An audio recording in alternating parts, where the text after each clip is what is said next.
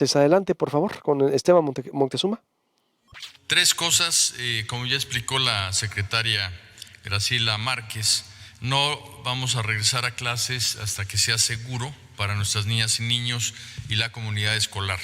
Y esto nos lo indica la autoridad sanitaria. Solo abriremos con semáforo verde. Si algo ha hecho evidente, es una segunda consideración, el COVID-19 es la gran desigualdad y diversidad de nuestro México. Ante ello, desde que el presidente envió la iniciativa de reformas educativas a la Constitución, quedó asentada la necesidad de definir políticas diferenciadas de acuerdo con las regiones, con culturas y realidades distintas de nuestro país. Y así será, y así debe de ser el retorno a la escuela.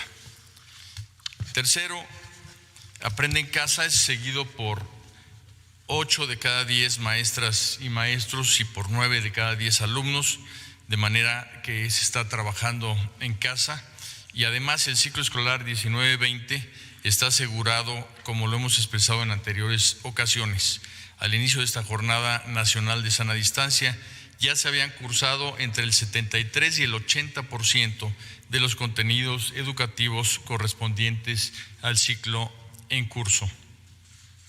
Cuando sea oportuno, cerraremos el ciclo con una etapa presencial de evaluación, diagnosis de los niños en cuanto a sus conocimientos y de las niñas, y de planeación de un esfuerzo de remedial para el próximo ciclo escolar.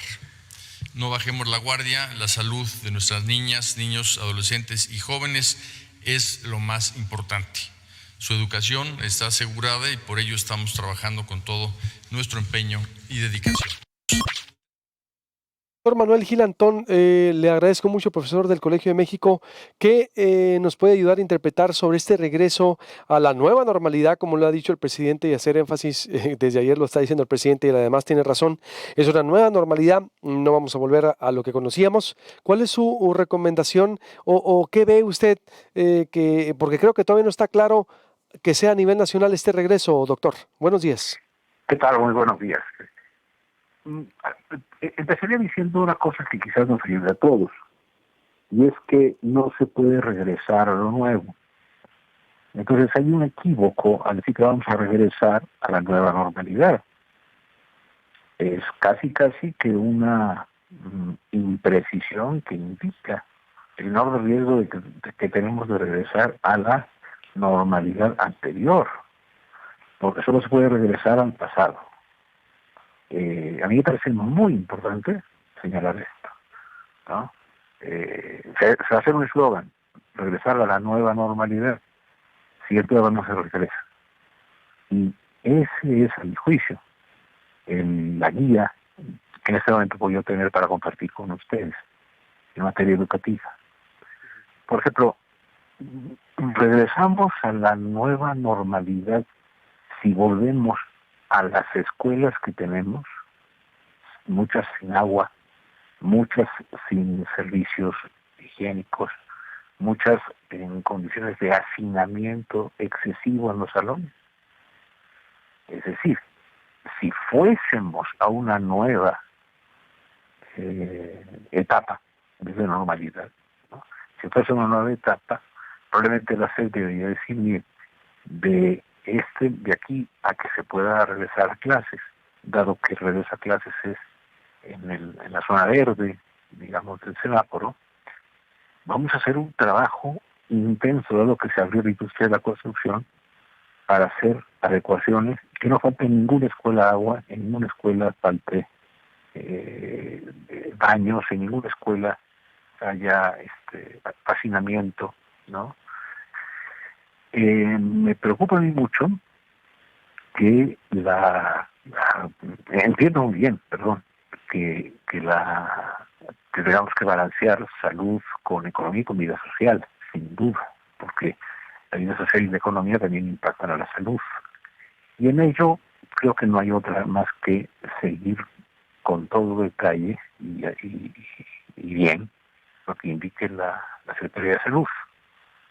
Pero sí considero que el lapsus brutal que significa la nueva mortalidad que cometió el secretario de Salud, y que a veces esas cuestiones son como anticipatorias de un riesgo, no de una realidad, de un riesgo, es que creo que no vamos a avanzar si creemos que regresamos a una nueva normalidad, porque es verdaderamente contradictorio.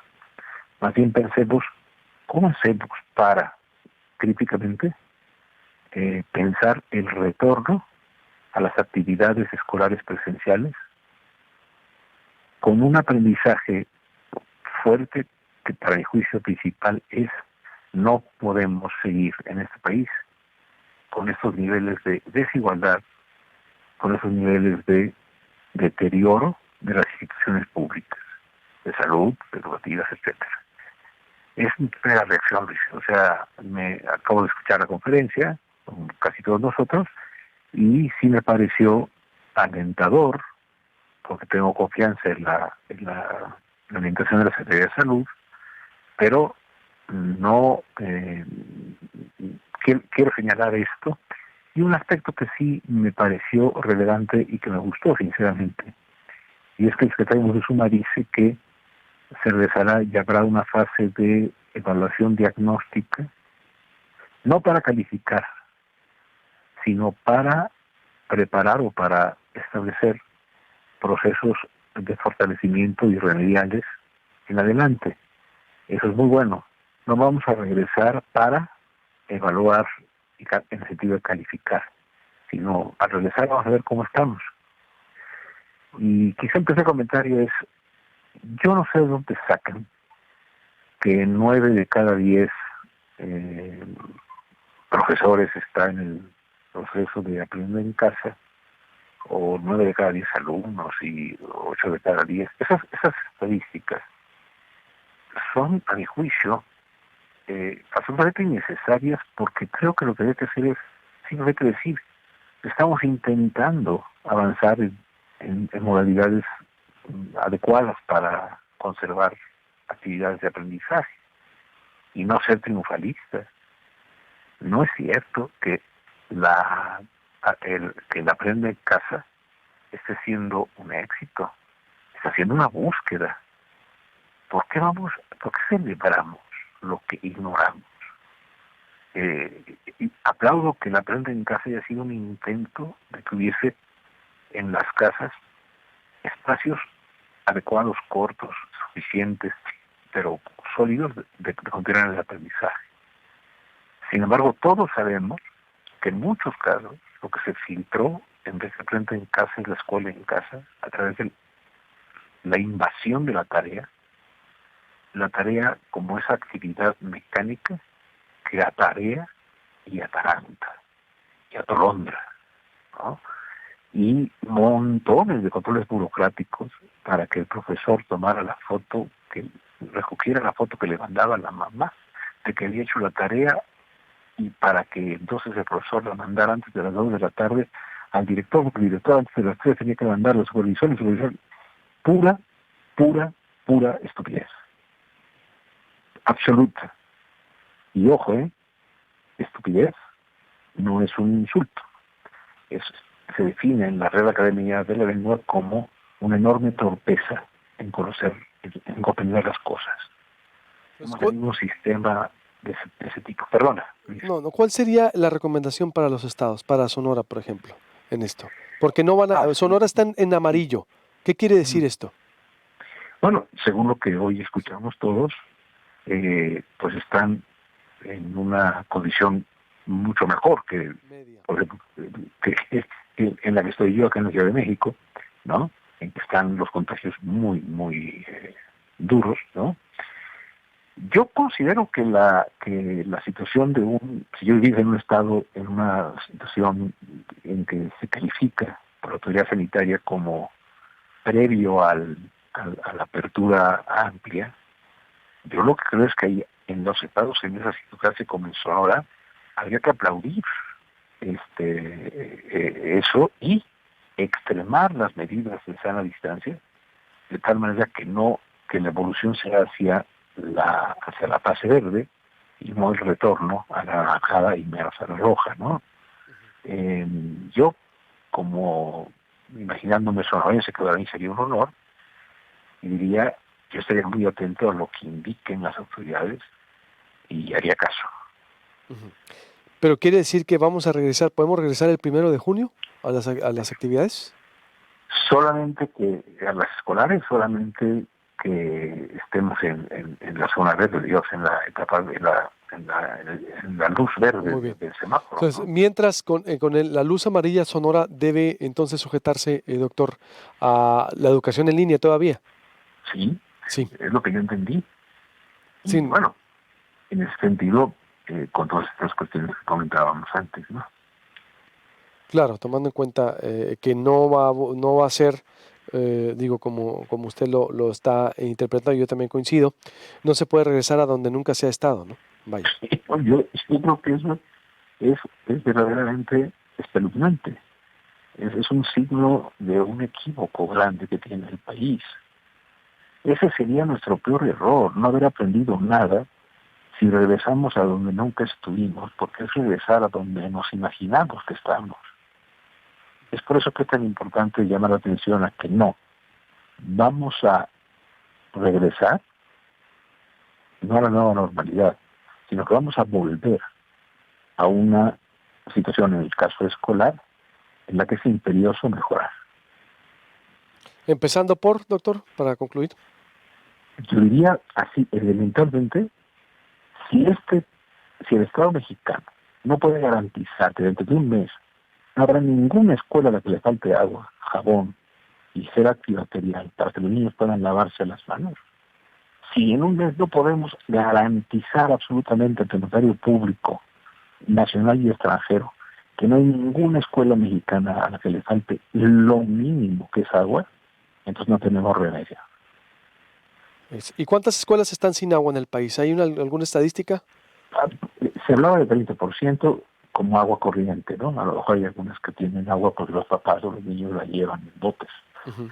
Pero se hablaba de muchas escuelas sin agua corriente suficiente, sin instalaciones sanitarias, eh, eh, pero sobre todo, otra, no creo que sean más de 5, no por ciento, sino de 5 escuelas, para exagerar un poco, permítanme, ¿De cuántas, perdón? que digo yo no creo que haya casi ninguna escuela que tenga salones en que pueda haber una distancia sana entre los estudiantes.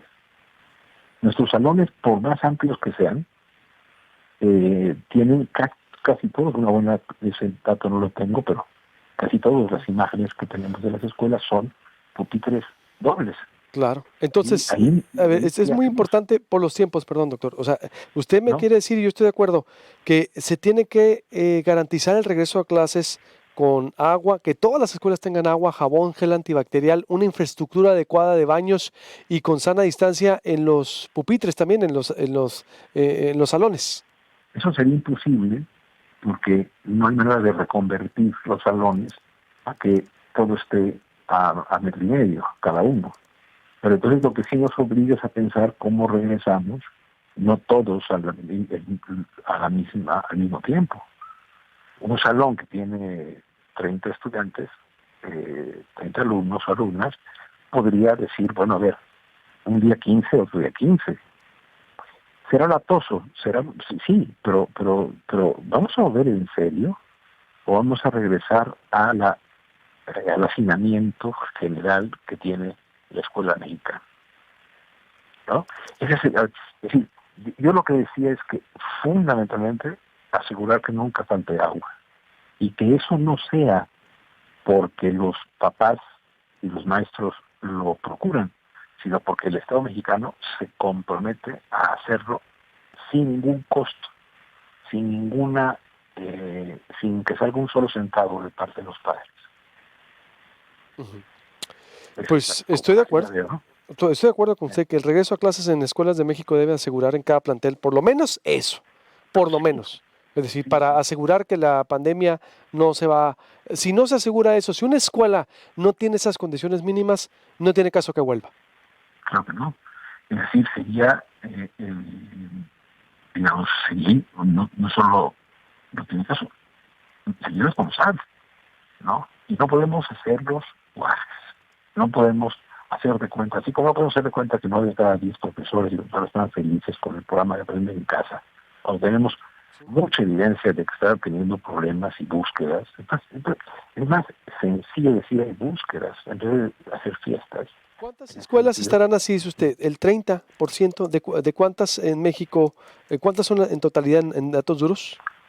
Son unas 225,000 planteles. ¿225,000?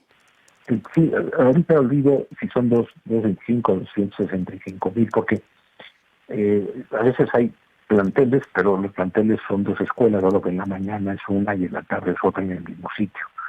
Mi contabilidad en eso, perdonen, no es exacta, pero precisamente porque pues, no la tengo también en la cabeza.